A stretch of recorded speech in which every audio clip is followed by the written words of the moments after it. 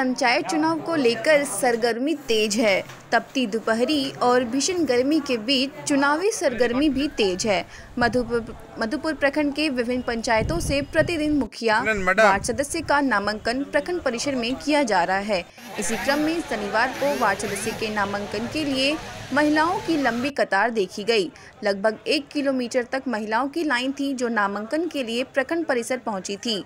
साथ ही मुख्य प्रत्याशी के नामांकन में तृतीय लिंग ने भी अपना समर्थन देते हुए उनके नामांकन में पहुंचे। जायजा लिया संवाददाता रामचंद्र झा ने। त्रिस्तरीय पंचायत चुनाव का आगाज हो गया है और लगातार जितने भी क्षेत्र के जनता हैं और त्रिस्तरीय पंचायत चुनाव में अपने भाग्य को आजमाने के लिए उतरे हैं। और इसी क्रम में शिक्षाविद, शिक्षा के क्षेत्र से जुड़े हुए शिक्षक ललन मिश्रा जी एक बार राजनीति में आकर के जो सिनेरियो है उस सिनेरियो को बदलने की कोशिश करेंगे। और आज मुखिया पद पर इन्होंने नामांकन किया है। बात करेंगे किन उद्देश्यों को, क्या आकांक्षाएं होंगी, क्या आशाएं हैं, जनता की क्या अपेक्षाएं हैं। 1998-99 में मैं लगभग मैट्रिक पास किया और तब से ही सोचते सोचते 2004 से समाज में इतना सक्रिय हो गया कि हमको लगता है कि लोग चेहरा पहचानने लगे। तो हमको लगा कि आवाज़ उठाएं। आवाज़ उठाते उठाते इतना आदत सी हो गई है कि हमको लगा कि नहीं, पंचायत में भी एक बार भूमिका निभाया जाए। क्योंकि जब एक आदमी बोलता है कि बाबू गेलिए 300 टका ले के कल के साइन करबो 300 लेबो और जो बैठा के चाह पियाबो तो 1000 लेबो। जकर घर छागर एगो हेले छगरिया बेचवा के छागर सेट दिल के पूरे पंचायत में बकरी बेचवा के बकरी सेट देने की प्रथा को दूर करने के लिए लगा कि समाज के उस इकाई के लिए मैं पहले से कार्य करता था, आज भी कर रहा हूं और बाद में भी करूंगा। ये सिर्फ मैं आपको बता रहा हूं, लेकिन मेरे पंचायत के मतदाता बंधु को अगर ये विश्वास होगी कि ललन मिश्रा अगर समाज के प्रति कार्य करता था, कार्य कर रहा और कार्य करेगा, तो मैं उम्मीद दिलाता हूं इसी भरोसा के साथ कि समाज के जिस इकाई के लिए पंचायतीकरण का, पंचायत का गठन हुआ है, उस पंचायती राज का गठन हुआ है, समाज के उस इकाई के लिए भरदम प्रयास करेंगे, कार्य करने का प्रयास करेंगे। और प्रयास रहेगा कि समाज में उस घर में भी शिक्षा का दिया जले जिस घर में शिक्षा के नाम पर सदियों से अंधेरा है। प्रयास रहेगा कि समाज को एक शिक्षित, सभ्य और समर्पित भावना के साथ उस पंचायत के गठन के साथ उस इकाई को मदद करने का प्रयास करेंगे। और अन्य मुखिया जी को, लोगों को भी विनय करके ये कहेंगे कि पंचायत में जिस लोगों के लिए गठन हुआ, पंचायत का सुगंधित भावना उसके आंगन में जाके प्रफुल्लित होना चाहिए जिसके लिए ये गठित हुआ है। इसी भावना के साथ पंचायत में इस बार मैं कूदा हूँ। चलिए, यहाँ इनके साथ इनके नॉमिनेशन में तृतीय लिंग, ट्रांसजेंडर भी कुछ आए हुए हैं, उनसे भी बात करेंगे। आप लोग इनके समर्थन में आज नॉमिनेशन में आए, क्या लगता है ललन जी कितना सफल होंगे? देखिए, ललन जी तो सफल होंगे ही, हम लोग को पूरा 100 में 100% विश्वास है। क्योंकि ये ऐसा इंसान है कि जो नहीं कुछ रहते हुए भी ये इतना किए हैं गरीबों के लिए, कभी पीछे नहीं हटे हैं। और जब इनको कुछ पद मिल जाएगा तो आप सोच लीजिए क्या करेंगे वो। मैं तो इसमें कुछ नहीं बोलूँगी, अब आप खुद आप ही सोच लीजिए। तो बिल्कुल सबों का भरोसा है और आशा है कि ललन जी को अगर एक बार मौका मिलता है तो क्षेत्र की जनता के लिए बहुत कुछ करेंगे। सहयोगी के साथ रामचंद्र झा, कशिश न्यूज़।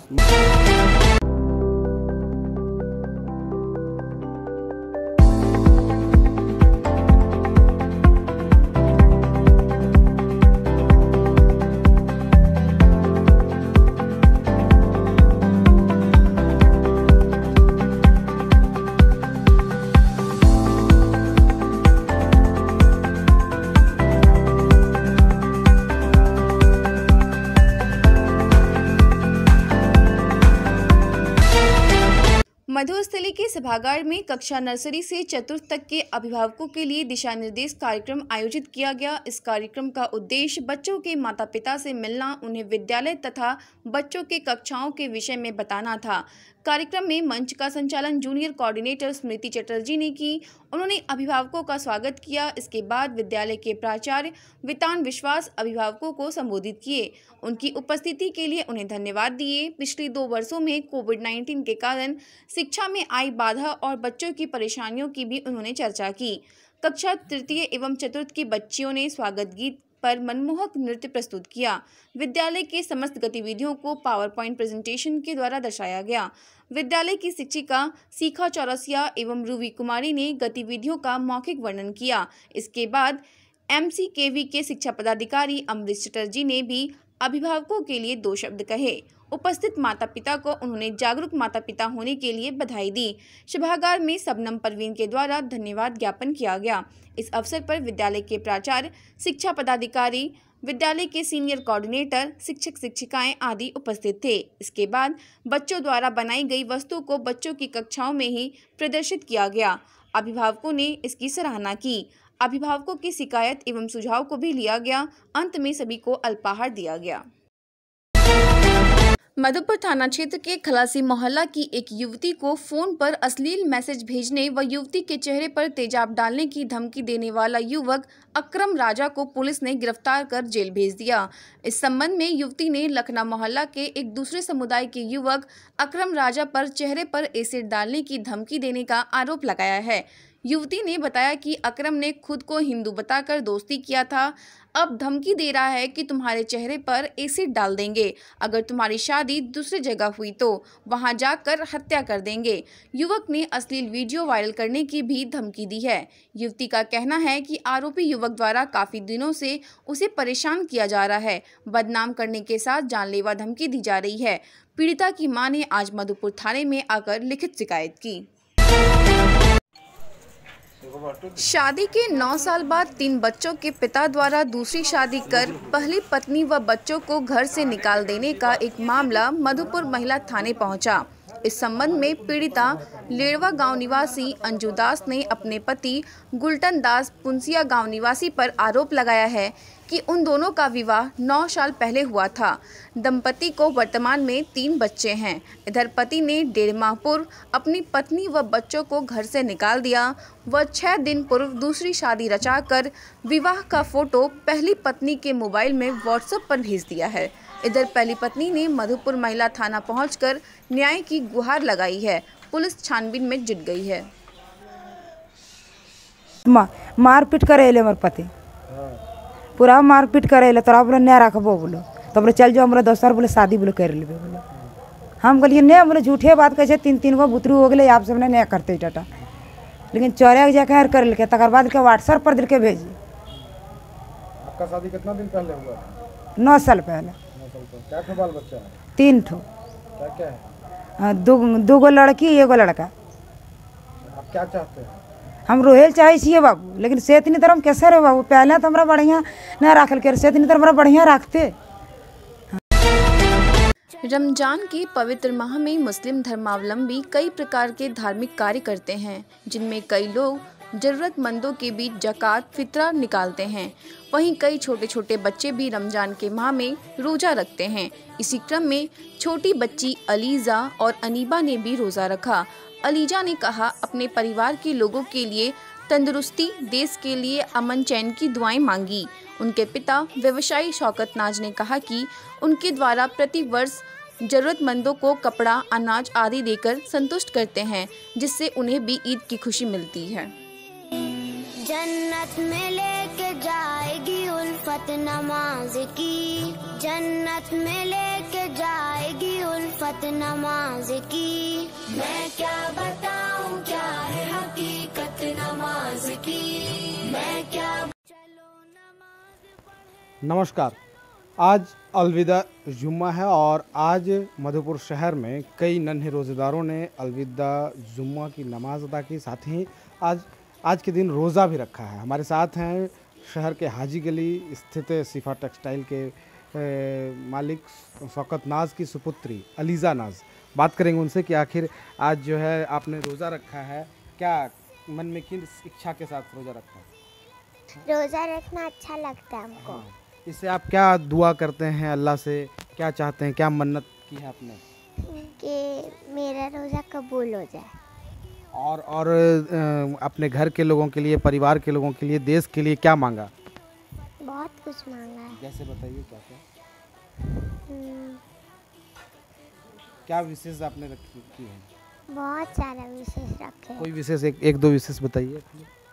मेरे मम्मी पापा को तंदुरुस्ती मिले। अलविदा जुम्मा में हम लोग को ये सब सुन्नत करनी चाहिए। नहाए और अपने जिस्म को पाक करें, अच्छे और साफ़ सुथरे कपड़े पहने, इत्र या खुशबू लगाए, हो सके तो बालों पे तेल लगाए, मिसवाक इस्तेमाल करें, सूरह कहफ पढ़े और कसरत से हुजूर सल्लल्लाहु अलैहि वसल्लम पर दुरूद भेजें।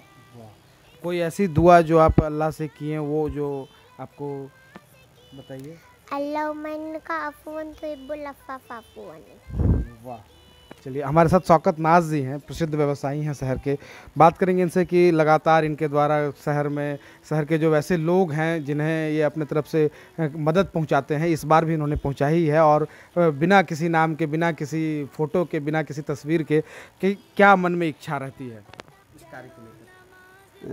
इच्छा ने इस्लाम का जो रुकन है उसमें कि ये है ज़कात, और ईद से पहले हर लोगों को कपड़ा मिले या उसको नसीब हो जो रोज़ा रखता है उसको नया कपड़ा मिले। तो इस बार हम लोग इतवार के दिन सुबह 8 बजे से 9 बजे तक कपड़ा का प्रोग्राम रखें। जो भी 500-700 जो हमारे पास जो लोग आते हैं तो उसके लिए हम 3-4 लड़का भी अपना सब डिप्यूट किए हैं कि तुम्हारी जिम्मेवारी है, तुम इसको मैं अच्छा तरीके से मिलकर मैनेज करके। साड़ी है, सलवार सूट है और लुंगी है।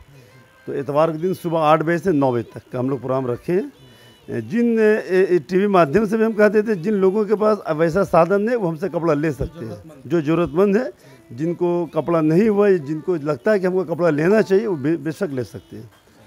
और आज जो जुम्मा है अलविदा जुम्मा, इसकी क्या खासियत है? अलविदा जुम्मा ऐसा है कि जैसे महीना का 4 हफ्ता होता है तो 4 जुम्मा भी यकीनन हुआ, तो ये आखिरी जुम्मा है और रमज़ान अब जा रहा, तो इसीलिए इसको अलविदा कहते हैं। और जो जितना उत्साह और जो खुशी होता है इसमें आपका हर काम का, नेकी का, तो थोड़ा दुख होता है कि अब अलविदा, रमज़ान अलविदा हो रहा, लेकिन जो प्राकृतिक का जो नियम है उस हिसाब से तो सब कुछ को एक दिन जाना ही पड़ेगा। ईद के आने की खुशी भी रहती है। और ईद के आने की खुशी जब अलविदा है तो फिर कुछ ना कुछ आएगा, कुछ जाएगा तो कुछ आएगा। इसी तरीके से ईद आएगा, ईद की खुशी भी आएगी। तो अलविदा के जाने का जहाँ गम है वहीं ईद के आने की खुशी भी है, चांद रात भी है। तो इन्हीं सब बातों को लेकर के आज हमने बातचीत की शौकत नाज जी से, उनकी पुत्री अलीजा से। सहयोगी पंकज तिवारी के साथ रामचंद्र झा, कशिश न्यूज़, मधुपुर। रमजान माह के आखिरी शुक्रवार को अलविदा जुम्मा के अवसर पर शहर की बड़ी मस्जिद में हजारों की संख्या में लोगों ने नमाज अदा की। बताते चले कि यहां वर्षों से अलविदा जुम्मा के अवसर पर लोग भारी संख्या में एक साथ जमा होकर मस्जिद के सामने सड़क पर खड़े होकर नमाज अदा करते हैं। ऊंच नीच, अमीर गरीब, बड़ा छोटा का भेदभाव दूर कर लोग एक साथ नमाज अदा कर अलविदा जुम्मा की बधाई देते हैं। इसी के साथ ईद की आने की खुशियाँ मनाई जाती है। आज अलविदा जुम्मा की नमाज़ अता की गई है और मधुपुर के बड़ी मस्जिद के सामने हम लोग हैं और यहाँ पर मैं आज हज़ारों की संख्या में जो मुस्लिम धर्मावलंबी लोग हैं वे सभी रमज़ान के ये आखिरी जुम्मे की नमाज़ यहाँ अदा किए हैं। यहाँ हमारे साथ कुछ लोग हैं, बात करेंगे उनसे कि आखिर क्या इसका मुख्य उद्देश्य होता है और क्या इस खास है इस जुम्मे में, अलविदा जुम्मे की क्या खासियत है? खासियत ये है कि हमारे हुजूर नबी करीम सल्लल्लाहु अलैहि वसल्लम ये माह मुबारक के लास्ट जुम्मे के दिन सब अपने अपने जो भी रोज़ा रखे हैं उनके लिए दुआ मग़फ़िरत अता करने के लिए जो सो बोले गए हैं। और ये जो जुम्मा आया है ये हम लोग के लिए, रोज़ेदारों के लिए समझिए एक रोना आ रहा है कि ये माह रमज़ान जो जुम्मा आया लास्ट वो रुखसत हो रहा है। इसके लिए हम लोग दुखी हैं और खुश भी है कि माह रमज़ान का मुबारक हमको मिला और ये जुम्मा अलविदा पढ़ने का तौफीक मिला। तो यहाँ और भी लोग हैं, बुजुर्ग व्यक्ति हैं कि अस्सलामु अलैकुम। आज अलविदा 30 रमज़ान का आखिरी जुमा है। इस 30 रमज़ान का आखिरी जुमा में आज अलविदा मनाते हैं हम लोग और ये वाजिब है, नमाज अदा करते हैं और आने वाला दिन में फिर वाजिब ईद उल फित्र का नमाज अदा करेंगे और बहुत खैर खर्रम से हमारा ये अलविदा यहाँ के हुकूमत, यहाँ के प्रशासन के ज़रिए बहुत अमन चैन से हम लोग नमाज़ पढ़ा और शांतिपूर्ण ये व्यवस्था किया गया। हम लोग इससे बहुत खुश हैं। भगवान अल्लाह हमारा हुकूमत को भी सही रखे और हम मुसलमानों को भी सही रखे और तमाम हिंदू भाइयों को भी सही रखे। बहुत बहुत धन्यवाद। तो साफ तौर पर मैं आप देख रहे हैं कि यहाँ भाईचारगी, प्रेम, मोहब्बत इसकी एक मिसाल पेश करता है और इसी के तहत सभी एक साथ मिलकर के एक लाइन में यहाँ आज नमाज अदा किए हैं और अभी भी कई लोग बैठे हुए हैं जो दुआ कर रहे हैं जो अलविदा जुम्मे की अंतिम जुमा है। सहयोगी के साथ रामचंद्र झा, कशिश न्यूज़, मधुपुर।